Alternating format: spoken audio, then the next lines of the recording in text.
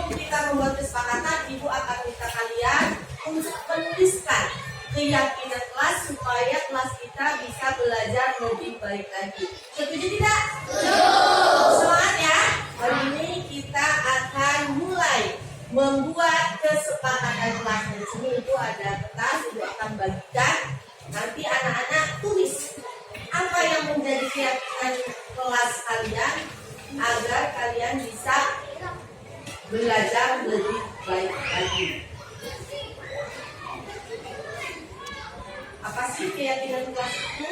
Keyakinan kelas itu adalah segala sesuatu yang bisa membawa kita untuk lebih baik lagi, ya, yang nantinya akan menjadikan kalian hidup disiplin, ya.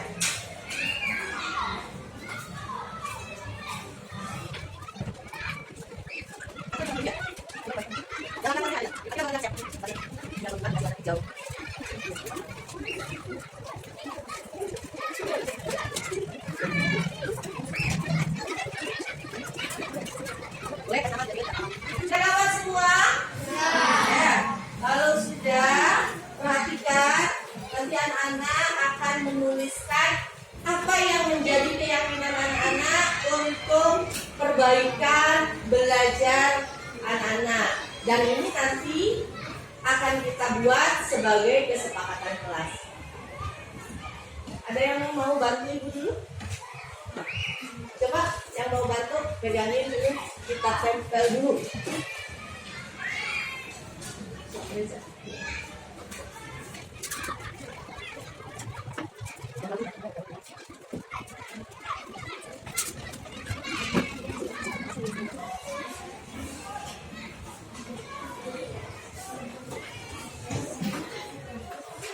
Silakan kalian tulis apa yang menjadi keyakinan kelas, ya.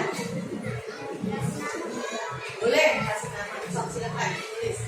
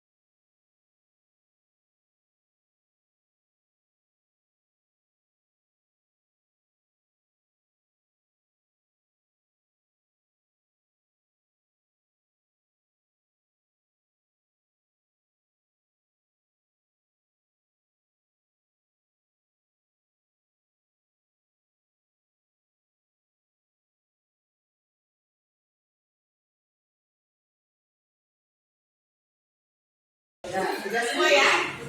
Oke. Kelas 5. Konsentrasi. Konsentrasi yang rapi. Ya. Oke. Kita tepuk tangan dulu buat semuanya. Nah, ini adalah keyakinan yang sudah kamu tuliskan. Dan sekarang keyakinan ini akan kita simpulkan menjadi kesepakatan.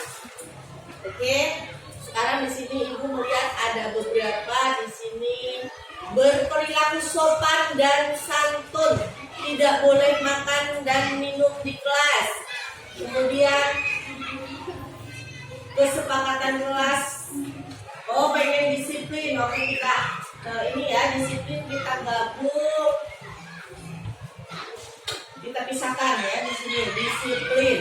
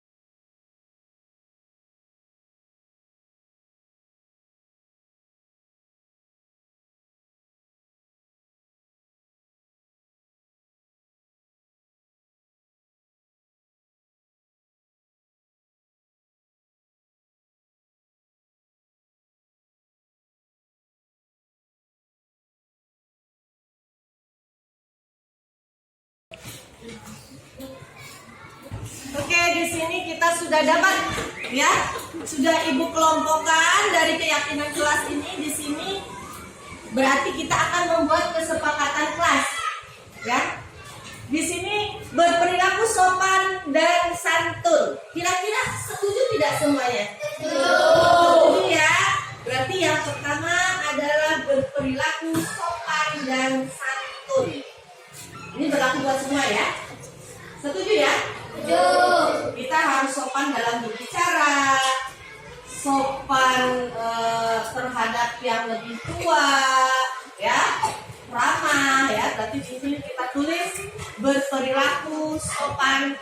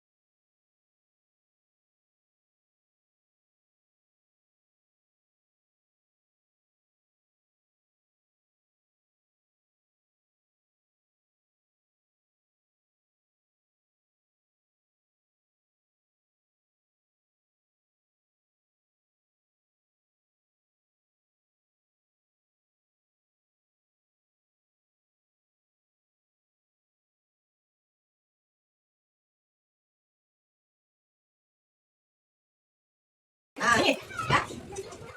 Berpakaian rapi. Ada yang mengatakan berpakaian rapi tidak? Pakaian yang lebih rapi dan juga senang. Nah, kelima, konsentrasi. Yang satu, yang dua, yang satu setengah. Oke, dan berpakaian rapi. Oke, tidak boleh makan daging sambil berdiri. Tidak boleh makan daging di kelas. Ini sepertinya sudah berbilang sopan. Ya, kalau makan daging tidak sopan. Oke, ini dalam sesian. Oke, sudah. Mengenang tugas sekolah. Tidak boleh bercanda di kelas saat guru menerangkan. Harus disiplin. Nah, ini masuk. Satu, disiplin. Nah, tapi disiplin ini disiplin berpakaian, disiplin masuk kelas tepat waktu. Jadi ini kesepakatan kelas hari ini ada 4. Kita tepuk tangan buat semuanya. Jadi sekali lagi, kesepakatan kelas harus kita laksanakan oleh semua warga kelas, anak-anak maupun murid. Kita saling mengingatkan kalau ada yang tadi di depan datang terlambat. Ingat kesepakatan kelasnya di sini. Masuk kelas tepat waktu supaya enggak bangun kesiangan, tidur jangan terlalu malam. Kalau ada yang habis olahraga, ya enggak berganti seragam lagi.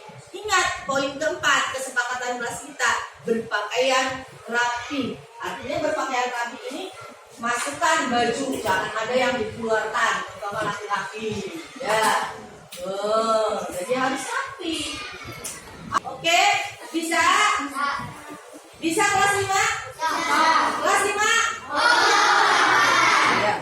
Nah ini alhamdulillah ya, hari ini kita sudah dapat mengambil kesepakatan kelas, dan nanti ini tolong ya dipersiapkan ya, Ani bantu ibu.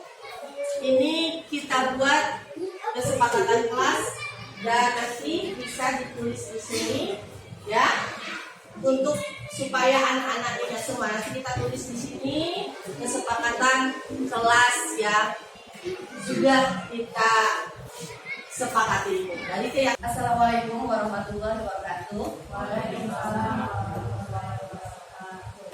Ini sebelumnya saya ucapkan terima kasih pada Ibu Kepala Sekolah beserta teman-teman semua yang sudah mau menyempatkan untuk mendengarkan ucapan saya. Jadi saya sebelumnya minta maaf.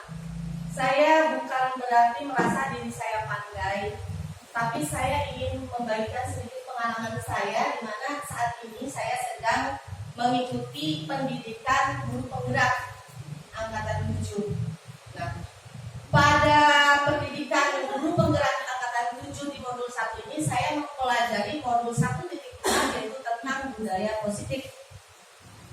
Tapi sebelumnya mari kita sama-sama dulu memanjatkan puja dan bersyukur kehadiran Allah Subhanahu wa taala yang karena atas izinnya kita semua bisa kumpul di sini dalam keadaan sehat walafiat. Salawat dan salam tak lupa kita sampaikan kepada Nabi besar kita Muhammad SAW beserta kerabat, sahabat serta para pengikutnya sampai akhir zaman, dan semoga kita semua termasuk di dalamnya. Jadi sekali lagi terima kasih ya teman-teman semua yang sudah mau berkumpul di sini. Pada kesempatan kali ini saya ingin mengajak teman-teman semua untuk bersama-sama menerapkan budaya positif di sekolah. Ya, jadi di sini saya ingin mengajak teman-teman semua untuk menerapkan budaya positif di sekolah, karena pemerintah sekarang dalam kurikulum yang ditekankan oleh pemerintah menginginkan bahwa lulusan dari putra-putri atau para pelajar itu memiliki karakter profil pelajar Pancasila. Nah, untuk mendapatkan murid-murid yang memiliki profil pelajar Pancasila, maka diawali dengan adanya budaya positif di sekolah. Nah, seperti itu.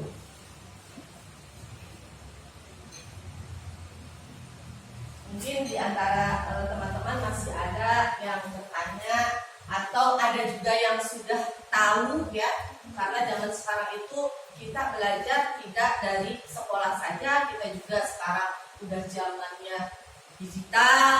Nah, tapi di sini saya ingin menyampaikan sedikit apa sih yang dimaksud dengan pengertian budaya positif. Jadi budaya positif adalah nilai-nilai keyakinan dan kebiasaan-kebiasaan di sekolah yang berpihak pada murid agar murid dapat berkembang menjadi pribadi yang kritis, penuh hormat dan bertanggung jawab. Nah, tentu di sini kembali kepada diri kita. Sudahkah kita sebagai guru mengajak anak-anak diri kita untuk melaksanakan keyakinan-keyakinannya, membiasakan? Tapi alhamdulillah ya Ibu Bapak, di sini di SD kita sudah melakukan pembiasaan. Ya, di mana pembiasaan ini sudah kita lakukan secara rutin setiap pagi, dan ulang juga pembiasaan seperti baca doa, berbaris sudah kita laksanakan. Teman-teman di sini secara jelas ya, mungkin dari teman-teman sudah merasa, loh ini yang diberitahukan sama Bu Neni itu sudah pernah ya, sudah pernah dilakukan lakukan, sudah pernah dijalankan. Tapi seperti apa? Mari kita sama-sama memperbaiki. Jadi sekali lagi, saya mengumpulkan ibu bapak di sini bukan untuk mengajari, tapi kita sama-sama sharing. Di mana budaya positif ini menjadi bagian yang tidak dapat dipisahkan dari refleksi filosofi pendidikan Ki Hajar Dewantoro. Tentunya kita sebagai guru sudah tahu tentang Ki Hajar Dewantoro yang merupakan beliau itu merupakan bapak pendidikan kita. Di sini filosofi pendidikan Ki Hajar Dewantoro menjelaskan bahwa pada dasarnya anak itu berhubungan dengan kodrat alam dan kodrat zaman. Kodrat alam berkaitan dengan sifat dan bentuk lingkungan di mana anak berada, sedangkan kodrat zaman berkaitan dengan fisik dan irama. Kodrat alam itu tentu sudah biasa dilakukan oleh anak-anak baik di lingkungan sekolah maupun di rumah. Nah, sementara kodrat zaman sekarang, coba saya mau tahu nih, teman-teman waktu sekolah dulu dengan sekarang kira-kira sama tidak? Beda ya. Bu Ari mungkin waktu kecil mainannya apa? Coklat, eklek ya. Kalau sekarang beda ya. Nah, kalau sekarang berbahaya pakainya apa? Smartphone, gadget katanya ya. Mereka asik. Nah, dengan asiknya mereka terkadang lupa. Mereka jauh dari segi bersosialisasi karena ada istilah anak zaman sekarang. Ayo keluarga itu temannya enggak mager, panas, ya. Kata-kata mager itu udah jadi langganan. Saya sampai seperti mau apa mager. Setahu saya kalau mager itu pasang mager yang ternyata sekarang mager itu diam di tempat, tidak mau males katanya ya. Nah, jadi yang harus kita bentuk anak ini adalah bagaimana anak siap tidak menghadapi zaman saat ini. Nah, ini yang dikatakan, karena anak itu begitu lahir, anak-anak itu sudah membawa dirinya masing-masing kodrat alam dan kodrat zaman. Jadi kalau ada bilang anak lahir bagaikan kertas putih, itu salah. Ya, pengertian begitu itu salah. Setiap anak dilahirkan mereka sudah membawa kodratnya masing-masing. Jadi kalau bilang lahir yang siap digores oleh pena katanya kan, kertas putih bagaikan yang belum tergores pena, itu salah. Jadi pengertian yang seperti itu karena setiap anak itu sudah dilahirkan dengan kodratnya masing-masing, ya. Mereka sudah membawa kodratnya masing-masing dan pada saat mereka menjalannya tergantung kita tinggal mengarahkan. Karena tugas dari seorang guru ini adalah menuntun, ya. Tugas guru di sini menuntun. Nah, kita kaitkan di sini seperti yang filosofi itu tekankan bahwa budaya positif menjadi sebuah bagian yang tidak dapat dipisahkan dari refleksi filosofi pendidikan Ki Hajar Dewantara. Jadi yang seperti tadi saya sampaikan kepada ibu bapak ini jelas sekali sangat berkaitan. Pemikiran Ki Hajar Dewantoro yang dulu sebetulnya bisa diterapkan sekarang juga, ya. Budaya positif yang di dalamnya membahas tentang materi perubahan paradigma, konsep disiplin positif, dan motivasi keyakinan kelas, pemenuhan kebutuhan dasar, 5 posisi kontrol, serta segitiga restitusi. Dapat ditumbuh kembangkan di sekolah melalui sebuah kegiatan dan kebiasaan yang harus kita terapkan. Nah, dari pengertian ini, apa sih, anak-anak itu tentu mempunyai motivasi ya. Tapi kebanyakan kita sendiri aja, saya pribadi nih, motivasinya banyak dari luar. Nah, di sini tugas guru yang menuntun anak, gimana caranya mengeluarkan agar motivasi intrinsik anak itu muncul dari diri anak. Nanti kita akan lihat dari kita sudah berada di mana nih. Mengetahui posisi kita akan menerapkannya lewat segitiga restitusi. Jadi nanti, nah, ya, untuk membangun budaya positif, nah di sini teng bu. Budaya positif sekolah perlu menyediakan lingkungan yang positif, aman dan nyaman agar murid-murid mampu berpikir, bertindak dan menciptakan dengan merdeka, mandiri, dan bertanggung jawab. Jadi di sini ada beberapa kebutuhan dasar yang harus diperoleh oleh anak-anak. Semua manusia menurut teori Maslow ya. Nanti ada di sini ya. Dimana di sini nanti akan jelas teori Maslow itu menjelaskan kebutuhan dasar dari manusia. Ya. Salah satunya di sini dikatakan yaitu murid harus merasa nyaman, merasa aman. Nah, budaya positif di sekolah ialah nilai-nilai keyakinan dan kebiasaan-kebiasaan di sekolah yang berpihak pada murid agar murid dapat berkembang menjadi pribadi yang kritis, penuh hormat dan bertanggung jawab. Ya. Di sini Bu pertanyaannya sekarang adalah karakter seperti apa yang bisa menyiapkan murid menjadi manusia dan anggota masyarakat untuk mencapai keselamatan dan kebahagiaan seperti tujuan pendidikan sendiri.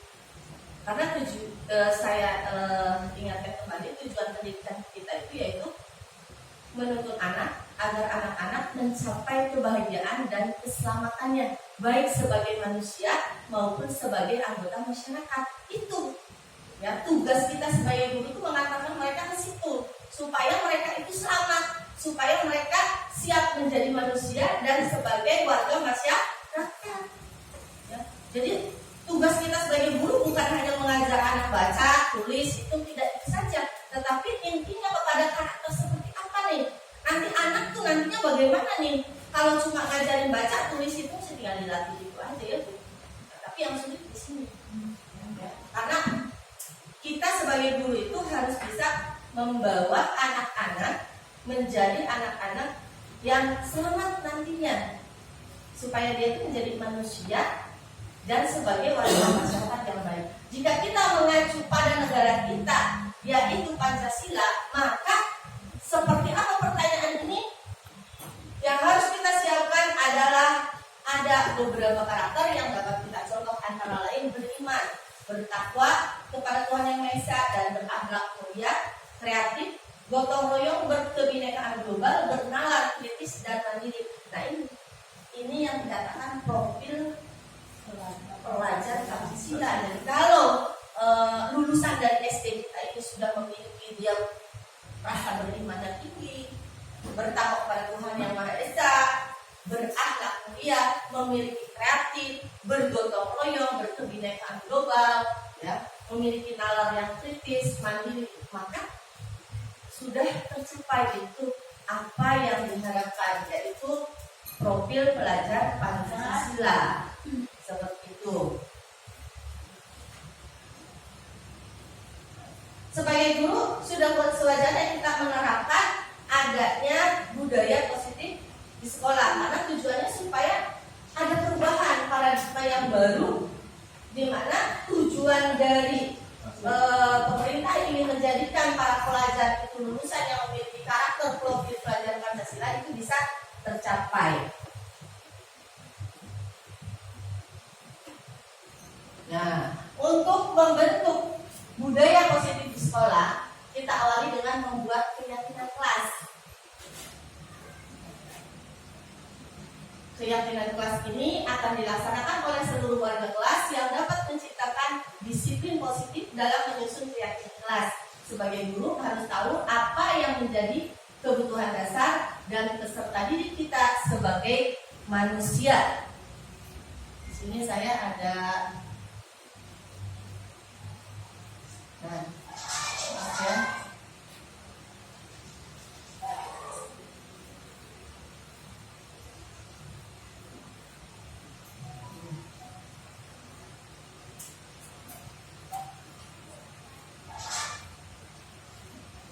kita sini dulu ya, kebutuhan dasar manusia.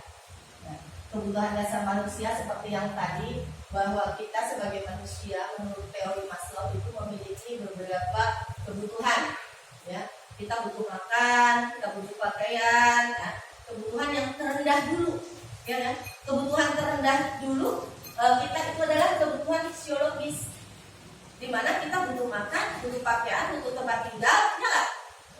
Bapak butuh nggak makan? Sama. Oh, sama. Sama, saya juga butuh, karena kalau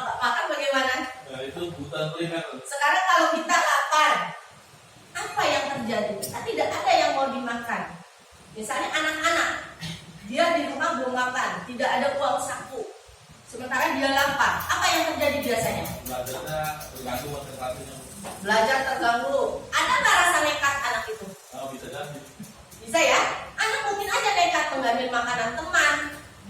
Zaman sekarang sih malak gitu ya, minta dari teman. Nah, ini kebutuhan yang paling dasar, yang paling dasar. Kemudian kedua yaitu kebutuhan akan rasa aman.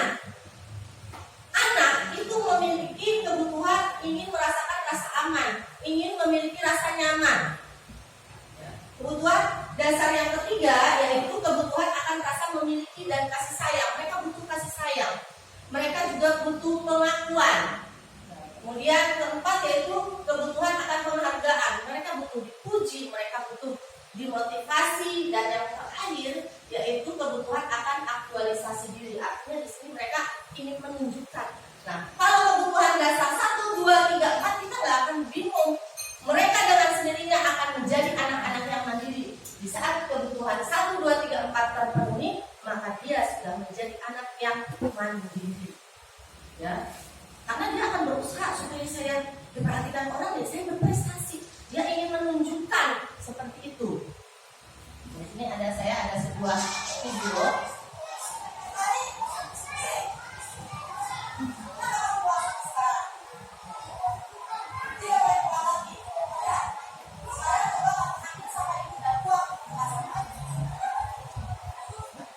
Ini salah seorang murid ya melakukan kesalahan dan guru dengan emosinya dia melakukan apa ya tadi? Negur. Terus apa ya? Sanksi. Dihukum ya? Dihukum. Pernah nggak kita begitu? Enggak. Nah, Pasti. enggak. Sering ya? Saya kalau saya sendiri, jujur saya itu sampai dibilang nenek galak tuh gitu. Saya kalau marah nggak mau mata potong, ya. Pernah nggak begitu? Oke, ya. Benar ya. Oke. Nah ini kita lihat selanjutnya.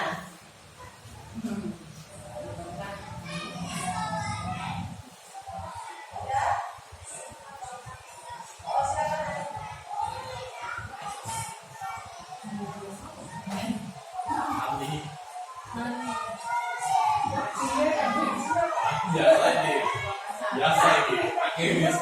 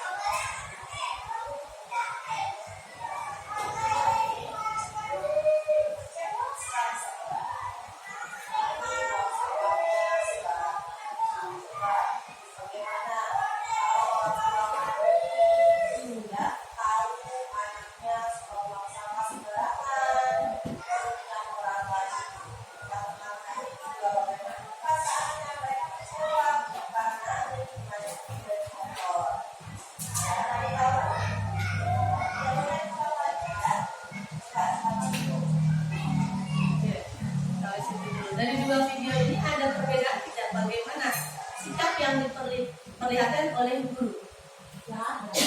Ada ya. Menurut ibu bapak kira-kira si anak itu lebih baik yang mana? Yang pertama atau yang kedua?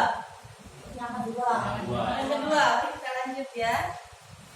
Jadi yang pertama udah angus ya, udah laut. Oke, ini yang ketiga.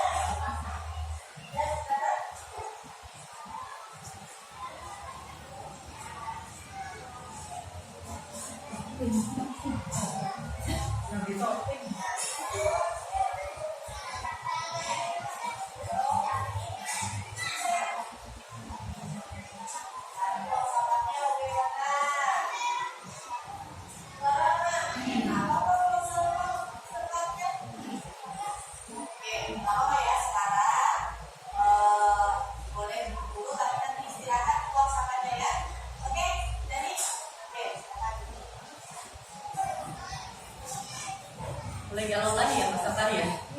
Saya seperti apa ya kan? Ya tidak. Saya ini kayak yang pertama, kedua atau ketiga. Seperti itu. Ya. Nggak sampai di sini dulu deh saya. Pada video pertama di situ menunjukkan seorang guru yang merasa punya kuasa. Ya. Ya kan?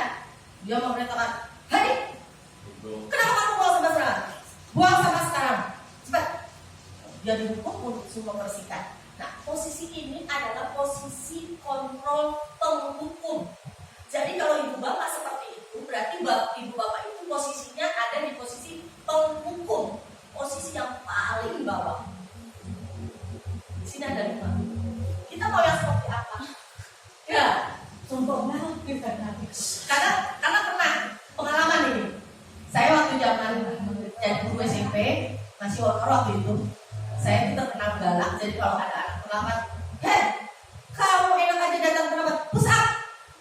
Saya seperti itu. Sampai anak tuh mungkin sebel kali ya. Begitu saya masuk kelas, saya dulu apaan ini gitu. Saya dikerjain sama anak-anak. Sepatu. Bukan bu, permen karet. Masya Allah. Karena anak tuh sakit hati dendam.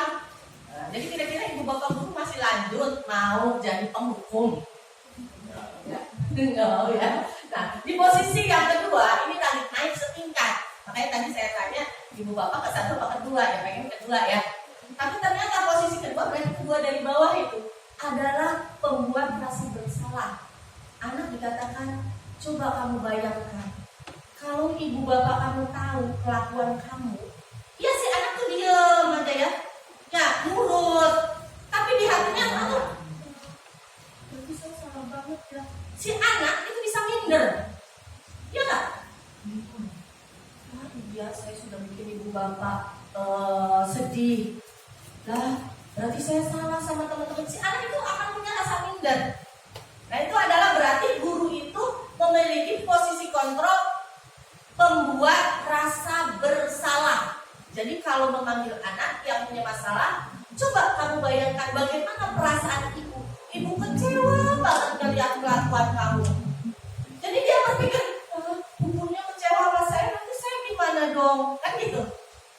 Kemudian yang ketiga tadi, wah ini sering. Di sini pun saya sering ini banyak yang melakukan begitu.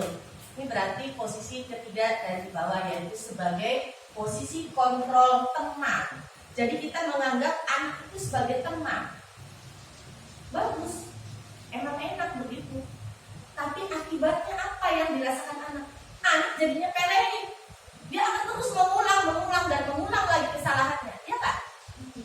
Pernah nggak begitu? Kita kan saking pengen akrab dengan anak ya. Oke. Ya pokoknya enak lah menganggap anak. Anak punya salah. Lu gimana sih kamu sih? Ya. Siap. Bisa tidak diulang enak. Anak seneng, guru juga seneng. Nggak perlu keluar otot, nggak perlu melotot-lotot. Tapi akibatnya anak akan menyepelekan. Sehingga dia akan mengulang dan mengulang lagi. Nah ini.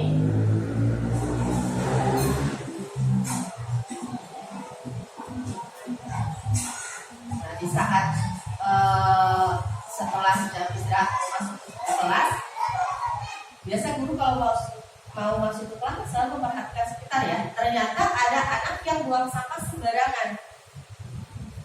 Ada anak yang buang sampah sembarangan. Maka dia melakukan ini.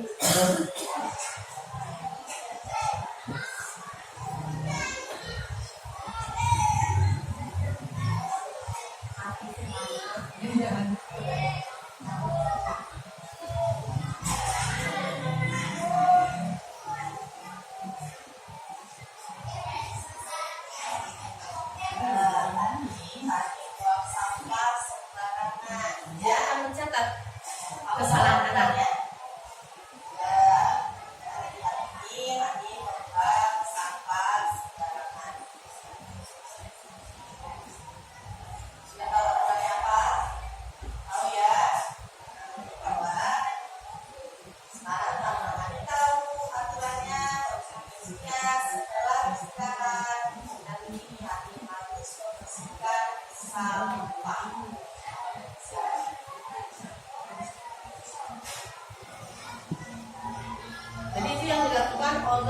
posisi kontrol yang keempat, di mana guru itu posisinya sebagai pemantau, ya. Dia akan memantau apa kesalahan anak, lalu menjadi catatan, lalu anak cukup dinasehati. Anak hanya mendengarkan, memantau. Dari keempat posisi kontrol yang sudah tadi ditayangkan, maka selain ada akibat-akibat yang bisa ditimbulkan oleh anak, motivasi apa yang akan muncul? Semuanya sifatnya motivasi dari luar, yaitu motivasi eksternal. Dia mau buang sampah karena dimarahin guru. Dia mau buang sampah karena dinasihatin guru. Nah, sementara yang diharapkan dalam budaya positif ini, kita ingin anak-anak punya motivasi intrinsik, artinya motivasi dari diri sendiri. Nah, di sini ada contohnya seperti apa?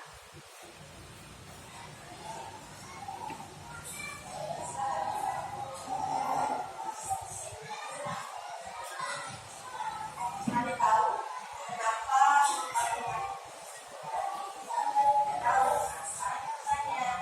saat tadi keluar, ya, apa yang sudah dilakukan?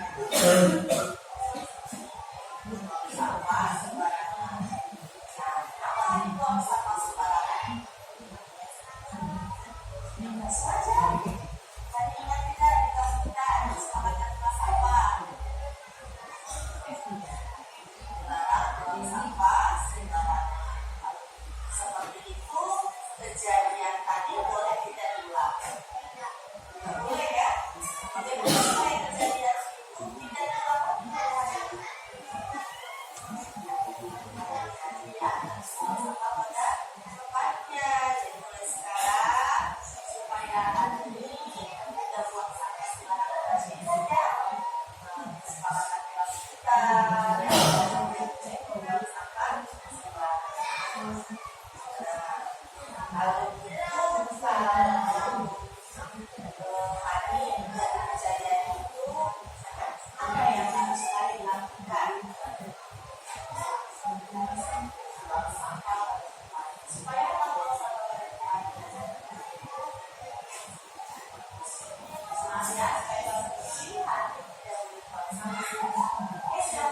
tidak buang sampah. Itu tadi contoh, ya. Contoh posisi kontrol yang kelima.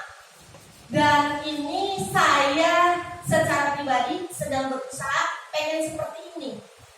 Dimana pada posisi kontrol yang kelima kita akan menerapkan segitiga restitusi. Dari tadi anak dipanggil, ya, dan biasanya pemanggilan itu dilakukan pada jam istirahat sepulang sekolah, jadi tidak saat. Jadi pada saat guru itu melihat, oh anak itu buang sampah sembarangan. Lalu ada validasi, ya, validasi kesalahan. Seperti Hani tahu kenapa ibu panggil ke sini, nggak tahu bu, coba diingat. Tadi Hani melakukan apa? Oh iya bu, saya tadi buang sampah sembarangan. Nah, ini validasi kan? Benar nggak dia melakukan kesalahan? Tapi dari dia sendiri. Dan saya melakukan rekaman ini, kalau buang sampahnya betul, ya. Saya nanti Hani buang sampah sembarangan ya. Tapi pada saat melakukan ini saya tidak menyetel anak. Beda dengan yang 1, 2, 3, 4. Karena saya khawatir anak merasa ngedon ya, dimarahin dengan temannya apa ya. Tapi yang keempat, ini saya tidak setel anak. Ini saya melakukan karena saya sendiri ingin tahu nih, saya sudah bisa nggak di posisi ini. Jadi yang pertama, segitiga restitusi itu adalah validasi kesalahan. Ya, validasi kesalahan. Jadi kita menanyakan anak. Nah, sebelum jelaskan selanjutnya ini ada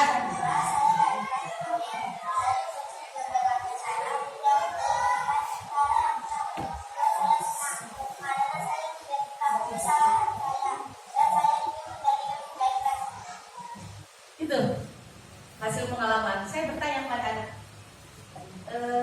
dari 5 yang tadi ibu cara saat kamu melakukan kesalahan membuang sampah sembarangan, cara yang kemana? Yang keberapa yang aku suka? Dia jawab yang disepakati oleh satu kelas. Ini kita akan begini.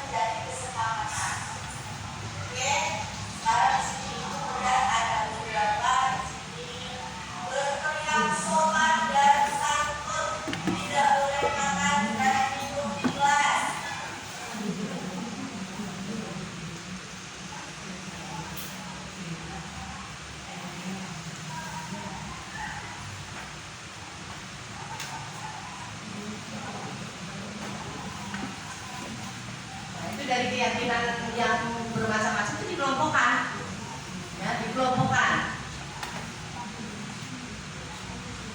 Kemudian dikelompokkan sehingga menjadi beberapa kesepakatan kelas. Kenapa saya tidak menulis semuanya? Karena kalau semuanya anak lupa. Tapi kalau untuk ukuran anak SD, ya, cukup 4 atau 5 kesepakatan sudah cukup.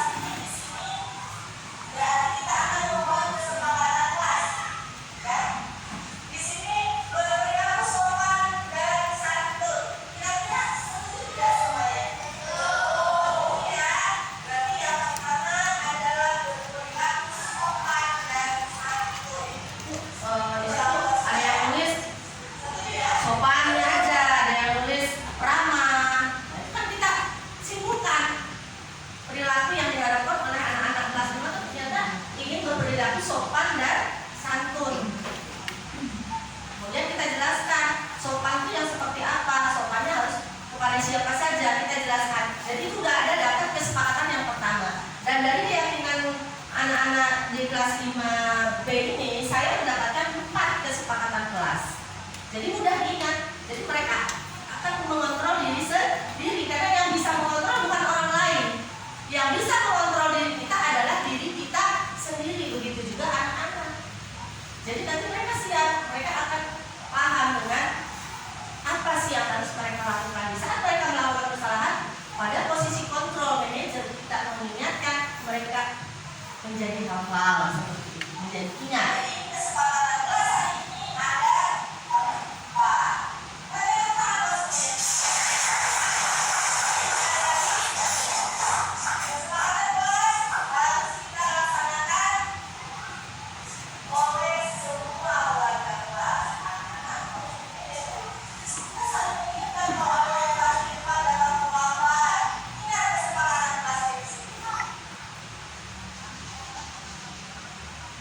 Jadi masing-masing kesepakatan kita jelaskan sehingga anak semua bisa menerima. Dan kalau semuanya sudah menerima, disahkan. Ya, jadi dari anak yang akan dilakukan oleh anak dan kita termasuk guru. Nah, kalau setiap kelas melakukan seperti ini, punya kesepakatan kelas dan dilaksanakan di kelas masing-masing, tentu di sekolah kita nantinya jadi lebih baik. Nah, budaya positif bisa terlaksana seperti itu.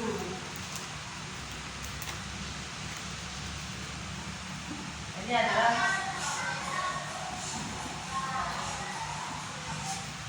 itu. Jadi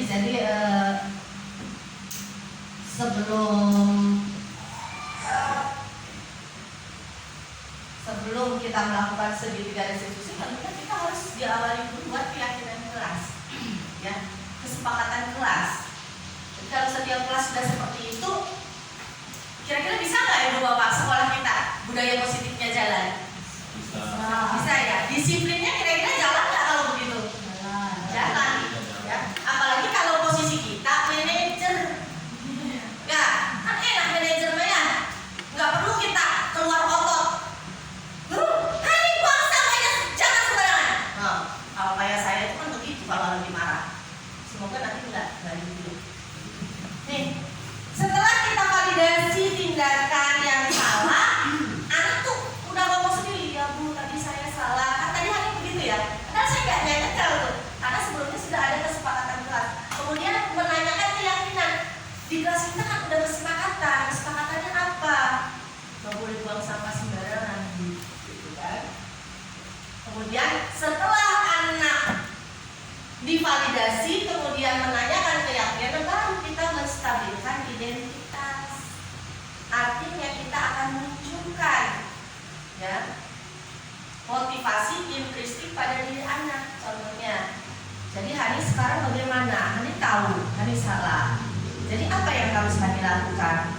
Dia kan mikir kan tadi, ya, nggak diajarin itu. Oh iya Bu, nggak boleh buang sampah sembarangan. Terus kira-kira bagaimana supaya tidak terulang lagi? Saya harus buang sampah ke tempatnya Bu. Jadi nanti nggak perlu kita lihat lagi, coba disapu buangin sampahnya, nggak perlu gitu deh. Ya, apalagi sekarang program pemerintah harus bawa tempat minum dan bawa tempat makan. Jadi mereka kalau jajan udah bawa piringnya. Ya, Bu,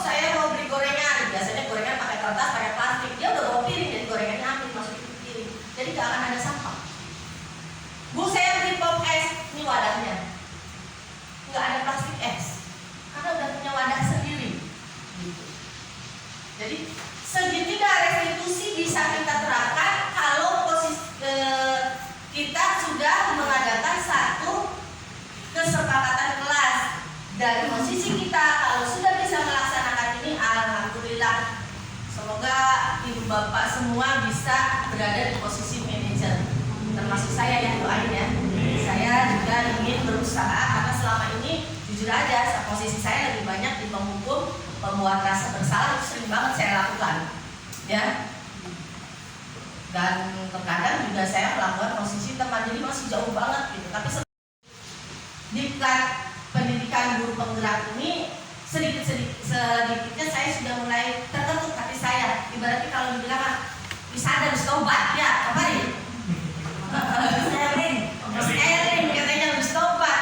Enggak lah, saya nggak mau sekali-kali lagi, saya nggak mau deh tempat duduk saya dikasih permen karet katanya ya. Kalau keseringan kita jadi penghukum, anak nanti gedenya tuh dendam. Ya tidak, udah guru itu tuh yang bikin saya ini tuh kan begitu.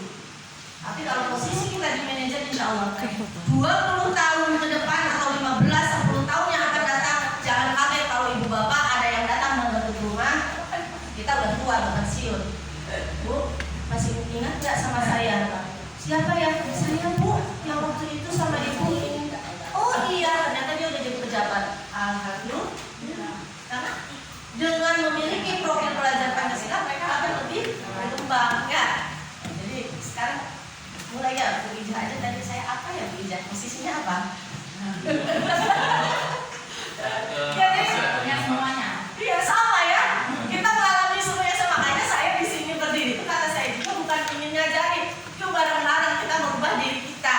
Karena jujur aja saya juga belum di posisi manajer, tapi saya ingin berusaha bisa menjadi guru yang memiliki posisi kontrol manajer. Saya ingin merubah diri saya menjadi guru yang memiliki posisi kontrol manajer. Itu jadi di sini baru kalau posisi kita udah di posisi kontrol manajer, kemudian kita sudah menerapkan penyelesaian kepada anak dengan sistem segitiga restitusi, maka disiplin positif itu merupakan model disiplin yang difokuskan pada perilaku positif murid agar menjadi pribadi yang penuh hormat dan bertanggung jawab. Jadi di sini kita akan capek-capek. Dan biasanya kalau anak sudah ada motivasi intrinsik dari diri anak itu sendiri, maka tidak hanya di sekolah, di rumah pun anak akan berubah. Yang akan bangga siapa? Nah tentunya kita semua ya.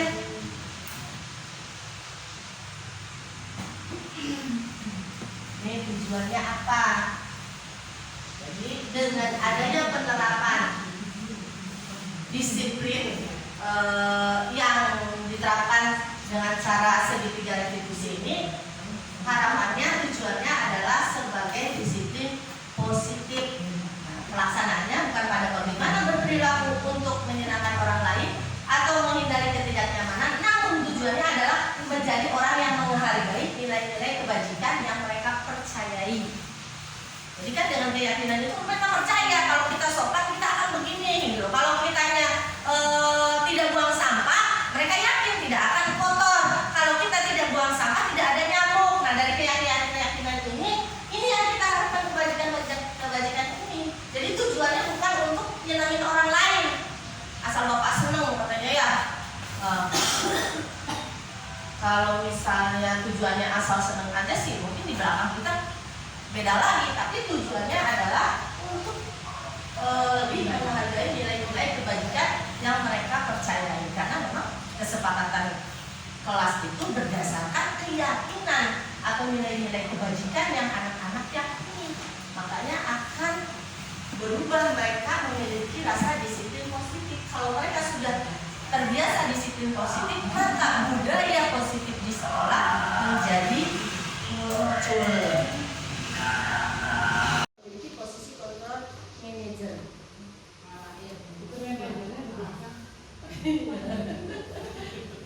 Jadi di sini baru kalau posisi kita udah di posisi kontrol manager, kemudian kita sudah menerapkan penyelesaian kepada anak dengan sistem segitiga restitusi, maka disiplin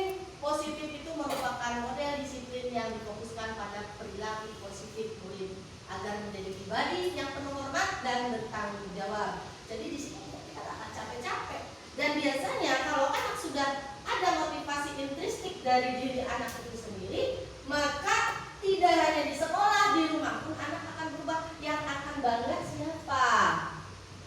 Nah, tentunya kita semua ya.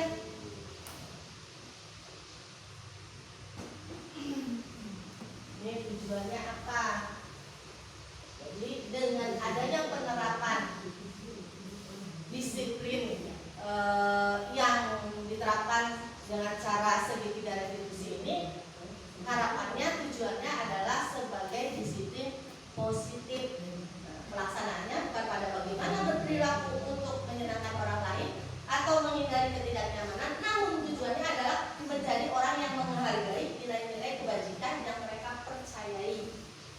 Jadi kan dengan keyakinan itu mereka percaya kalau kita sopan kita akan begini gitu. Kalau kitanya tidak buang sampah, mereka yakin tidak akan kotor. Kalau kita tidak buang sampah tidak ada nyamuk. Nah, dari keyakinan ini yang kita harapkan kebajikan ini. Jadi tujuannya bukan untuk nyenengin orang lain.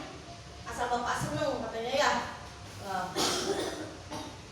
Kalau misalnya tujuannya asal seneng aja sih, mungkin di belakang kita beda lagi. Tapi tujuannya adalah untuk lebih menghargai nilai-nilai kebajikan yang mereka percayai. Karena memang kesepakatan kelas itu berdasarkan keyakinan atau nilai-nilai kebajikan yang anak-anak yakini. Makanya akan berubah mereka memiliki rasa disiplin positif. Kalau mereka sudah terbiasa disiplin positif, maka budaya positif di sekolah menjadi muncul.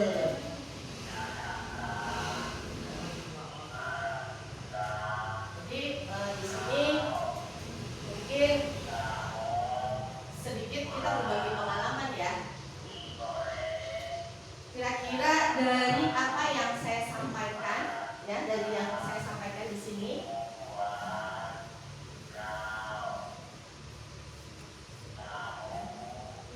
adakah keinginan ibu bapak untuk merubah diri kita menjadi di posisi kontrol manager? Ada ya, siap dong.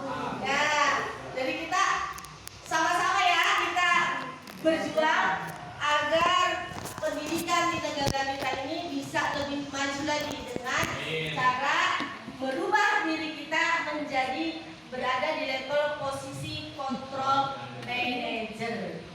Ya. Nah, barangkali ada sedikit masukan buat saya, penyampaian saya barangkali bagaimana? Apakah kira-kira sudah bisa dipahami? Sudah mengerti? Sudah ya? Baik, kalau begitu mungkin sedikit berbagi ilmu yang saya dapat, saya cukupkan sampai di sini dan semoga yang sedikit ini bisa membawa kebaikan buat diri saya dan buat semuanya. Dan semoga kita sama-sama bisa merubah anak didik kita agar mereka bisa mencapai tujuannya, yaitu mencapai keselamatan dan bisa menjadi sebagai manusia dan warga masyarakat yang lebih baik dan mereka bisa mencapai tujuannya, keselamatan yang setinggi-tingginya. Baik, itu saja dari saya akhiri. Sekali lagi saya ucapkan terima kasih. Saya akhiri, wabillahi taufiq wal hidayah. Wassalamualaikum warahmatullahi wabarakatuh. Waalaikumsalam warahmatullahi wabarakatuh.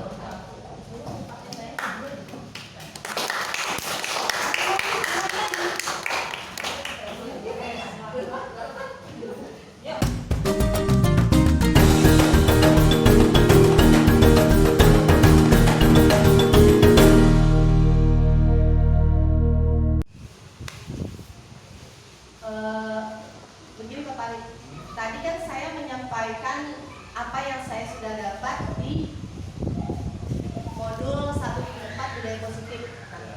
Menurut Pak Sapari, kira-kira budaya positif di sekolah harusnya bagaimana? Ya emang harus dirubah ya, karena kita kan di sini kan tahu sendirilah, zaman sudah beda, otomatis gaya budaya anak mungkin lebih kepada hal yang dia tonton dari sosial media. Berarti sesuai zamannya ya? Iya, sesuai zaman zamannya. Jadi itu ya harus emang seperti itu, control manager harus punya. Semakin kita yang tadi yang dari manajer yang tadi ada beberapa poin kayak penghukuman lah atau sebagai teman, emang untuk zaman sekarang udah agak sulit gitu loh. Emang benar harus control manager. Iya. Berarti Pak Sapari setuju ya, Ya, dengan sangat setuju, program sangat setuju. bahwa kita harus menerapkan posisi diri kita di posisi manajer. Setuju ya? Ya, sangat setuju karena itu kan tadi kembali lagi kan dikasih ke anak biar anak itu punya kesadaran diri terhadap keyakinan tindakan tadi perbuatan yang salah atau benarnya, yaitu validasi salahnya itu, dan menanyakan kepada anak, terus perjanjiannya guru kepada anak, dan akhirnya anak diberikan feedback untuk bertanya kepada guru dengan kesadarannya gitu. Oh, bahwa saya itu salah gitu loh. Jadi intinya kita harus bisa menemukan motivasi intrinsik pada diri anak. Ya, ya. Oke, terima kasih Pak Sapari, Oke, dan semoga sama-sama. kita sama-sama berjuang Ya. supaya murid-murid kita menjadi lebih baik. Amin. Dan Assalamualaikum Waalaikumsalam warahmatullahi wabarakatuh. Tetap semangat belajar. Oke, satu lagi.